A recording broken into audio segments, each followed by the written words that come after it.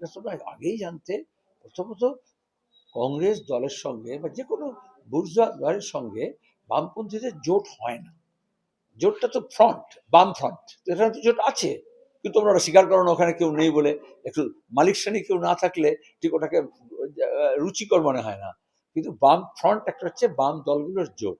আমরা কি বলেছি, এই বাম জোটের বাইরে যারা আছে বামপন্থীরা, তাদেরকে আমরা সঙ্গে নেব এবং সহযোগী করব। যেমন সিপিআইএম এর লিবারেশন, এবং তারপরে আরো অনেক নকশালপন্থী গোষ্ঠী আছে যাদেরকে আমরা আগে অতিবাম বলতাম, যারা সিপিআইএম বা বামফ্রন্ট সরকারের পক্ষে ছিলেন না, বা 34 বছর আমাদের সঙ্গে ছিলেন না, বা গত 10 বছর এক দেড় দশক আমাদের সঙ্গে ছিলেন না, তাদের সঙ্গে কথাবার্তা হচ্ছে। এরপরে ঠিক হবে কে কে আসবেন না আসবেন।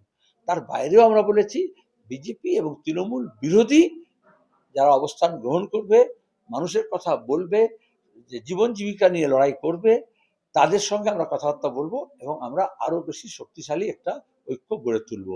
তাতে কংগ্রেস সঙ্গে থাকলো না, কারণ তারা এই যে প্রশ্নগুলো আমরা বলছি, বিদ্যুৎ বিল প্রত্যাহার করতে হবে, গরিব মানুষের যে সারের দাম কমছে সেটা কমাতে হবে, বাড়ছে, ফসলের দাম দিতে হবে, এগুলো তো বামপন্থীদের দাবি।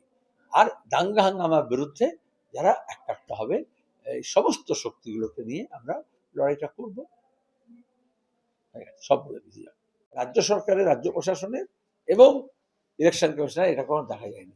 আমরা বলেছি 28 তারিখে যদি লিস্ট যেমন বেরোয়, যদি আদৌ বেরোতে পারে, কারণ 80 লক্ষ, 1 লক্ষ, 1 কোটি লক্ষ, মুখ্যমন্ত্রী নিজে বলছেন 1 কোটি 2 লক্ষ বাদ যাবে। তবে তুই জানলেন কি করে?